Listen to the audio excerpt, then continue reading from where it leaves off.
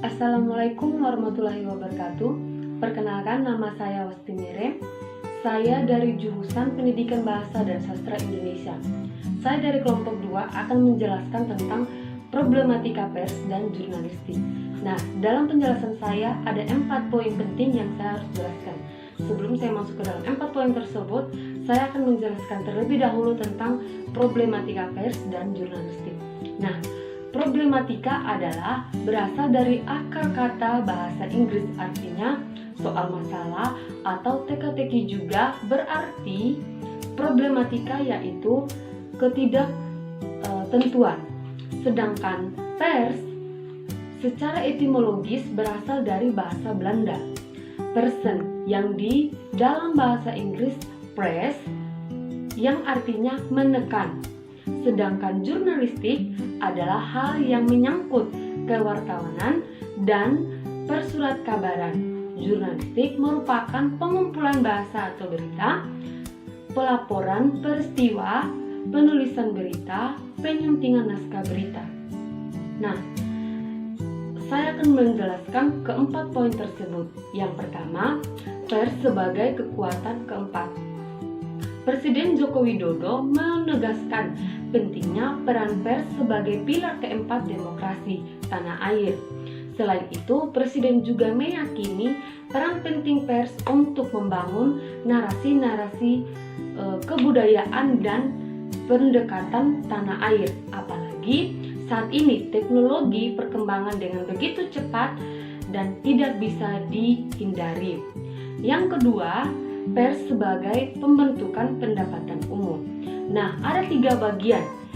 Yang pertama, pers sebagai media informasi.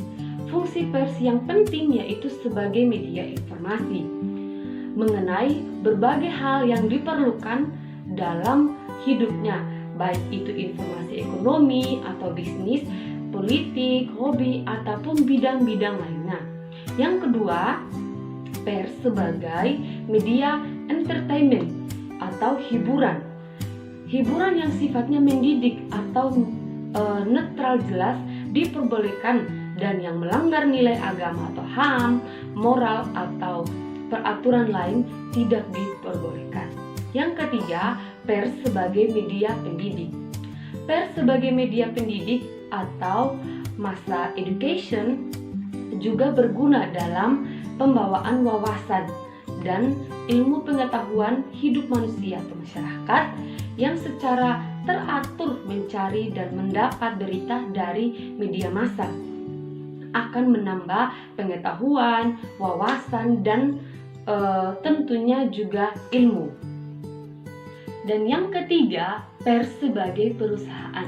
Perusahaan pers adalah badan hukum Indonesia yang menyelenggarakan usaha pers meliputi media cetak, media elektronik, dan kontrol berita serta perusahaan media lainnya. Dan yang keempat, pers dan proses politik.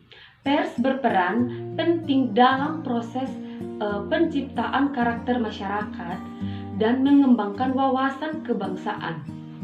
Fakta membuktikan bahwa sekarang banyak politisi yang memiliki media massa untuk dijadikan ladang bisnisnya, sekaligus senjata politiknya.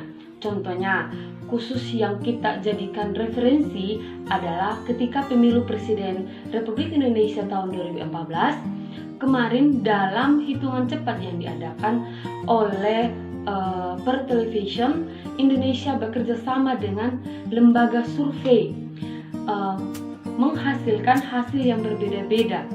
Hasil bahwa TV A Prabowo Hatta menang, sedangkan TV B memberikan hasil bahwa pasangan Jokowi JK lah yang memenangkan Pilpres.